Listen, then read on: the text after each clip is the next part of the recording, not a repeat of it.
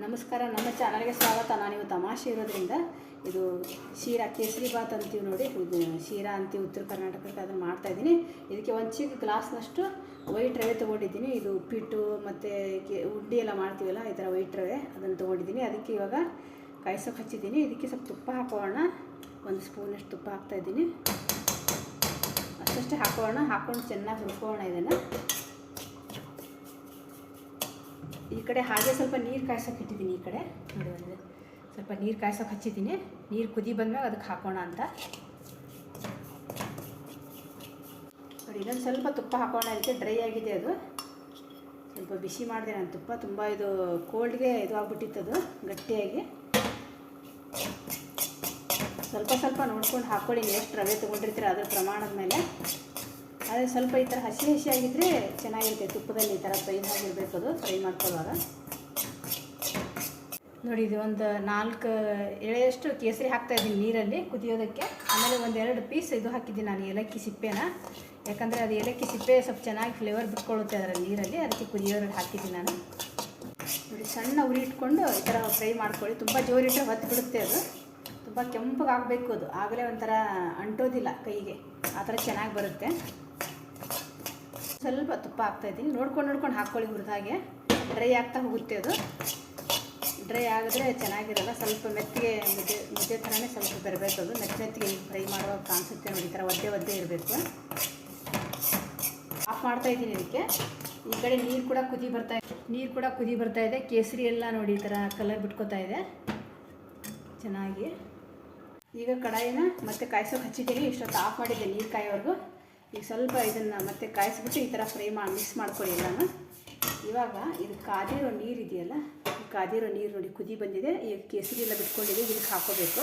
ನಿಧಾನವಾಗಿ ಹಾಕ್ಕೊಳ್ಳಿ, ಕುದಿಯುತ್ತೆ ಎಲ್ಲ ಕಡೆದು. ಈ ಥರ ಹಾಕ್ಕೊಂಡು ಸ್ವಲ್ಪ ಹಾಕ್ಕೊಂಡು ತಿರುಗಿಸ್ಕೊಳ್ಳೋಣ. ಗಂಟಾಗಲ್ಲ ಕುದಿಯೋ ನೀರು ಹಾಕ್ಬಿಟ್ರೆ.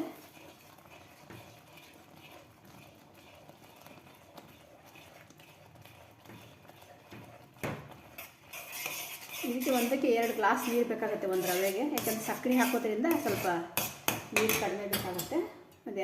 ಒಂದು ರವೆ ತೊಗೊಂಡಿವಿ ಅಂದರೆ 2 ಗ್ಲಾಸ್ ಹಾಕ್ಕೋಬೇಕು ನೋಡಿ. ಇನ್ನೊಂದು ಸ್ವಲ್ಪ ನೀರು ಹಾಕ್ತಾಯಿದ್ದೀನಿ.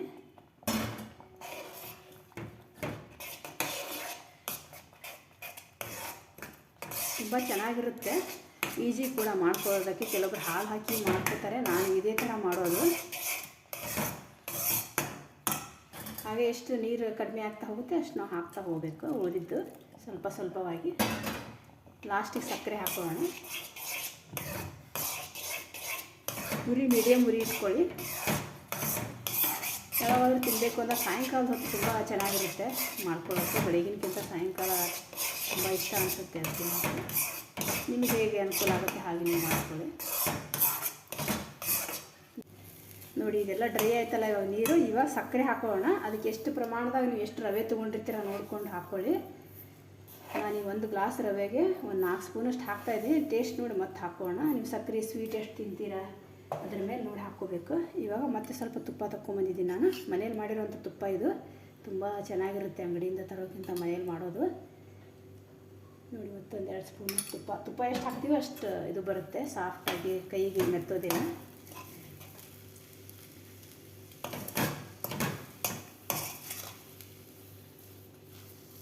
ಚೆನ್ನಾಗಿ ಕಾಣಿಸ್ತಾ ಇದೆ ನೋಡಿದ್ರೆ ತಿನ್ನಬೇಕು ಅಂತ ಅನ್ನೋಂಗೆ.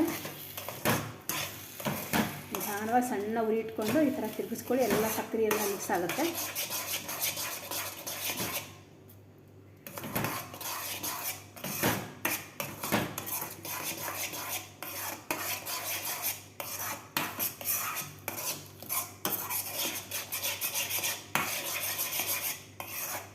ಕಲರ್ ಕೂಡ ಬಿಟ್ಕೊಂಡಿದೆ. ಕೇಸರಿ ನೀರಲ್ಲಿ ಹಾಕಿ ಕುದಿಸೋದ್ರಿಂದ ಕಲರ್ ಬಿಟ್ಕೊಂಡ್ಬಿಡುತ್ತೆ ಅದು. ಇವಾಗ ಸ್ವಲ್ಪ ಅಡಕಿದೆ, ಆಮೇಲೆ ಗಟ್ಟಿ ಆಗುತ್ತೆ. ಒಂದು 5 ನಿಮಿಷ ಹೀಗೆ ಬಿಟ್ಟಿರೋಣ ನೋಡಿ. ಏಲಕ್ಕಿನೂ ಮತ್ತು ಜಾಕಾಯಿ ಕೊಟ್ಟಿರುವಂಥ ಪೌಡ್ರು ಹಾಕ್ತಾಯಿದ್ದೀನಿ ಇದಕ್ಕೆ.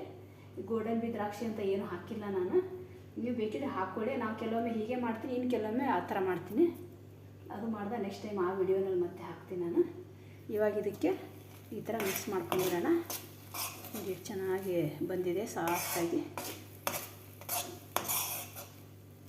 ಇವಾಗ ಸ್ಟವ್ ಆಫ್ ಮಾಡ್ತಾಯಿದ್ದೀನಿ. ಆಫ್ ಮಾಡಿ ಇನ್ನೊಂದು ಸ್ಪೂನ್ ತುಪ್ಪ ಹಾಕೋಣ ಇದಕ್ಕೆ. ತುಂಬ ಚೆನ್ನಾಗಿರುತ್ತೆ, ಈಸಿಯಾಗಿ ಕೂಡ ಮಾಡ್ಕೋಬೋದು.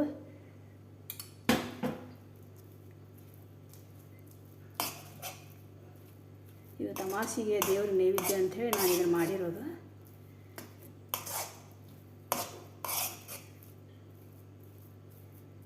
ನೋಡಿ ಬಿಸಿಯಾದ ಕೇಸರಿ ಬಾತು ರೆಡಿಯಾಗಿದೆ. ನೋಡ್ತಾ ಇದ್ದರೆ ಬಾಯಲ್ಲಿ ನೀರು ನನಗೆ ಬರ್ತಾಯಿದೆ. ನೀವು ಮಾಡಿ ತಿನ್ನಿ. ಇಷ್ಟ ಆದರೆ ಒಂದು ಲೈಕ್ ಮಾಡಿ, ದಯವಿಟ್ಟು ಸಬ್ಸ್ಕ್ರೈಬ್ ಮಾಡ್ಕೊಳ್ಳೋದನ್ನು ಮರಿಬೇಡಿ. ನಮಸ್ಕಾರ. ನೋಡಿ ಎಷ್ಟು ಸಾಫ್ಟಾಗಿದೆ ಅಂತ ತೋರಿಸ್ತೀನಿ ನಿಮಗೆ. ನೋಡಿ ಎಷ್ಟು ಚೆನ್ನಾಗಿ ಬಂದಿದೆ. ಸ್ಪೂನಿಗೆ ಕೂಡ ಅಂಟಲ್ಲ ನೋಡಿ. ಇವಾಗ ಸ್ಪೂನಿಗೆ ಗಂಟಿದೆ. ಜಾಸ್ತಿ ಪ್ರೀತ ತುಪ್ಪನೂ ಬೇಕಾಗೋದಿಲ್ಲ, ಏನಿಲ್ಲ. ತುಂಬ ಈಸಿಯಾಗಿ ಮಾಡ್ಕೊಳ್ಳಿ.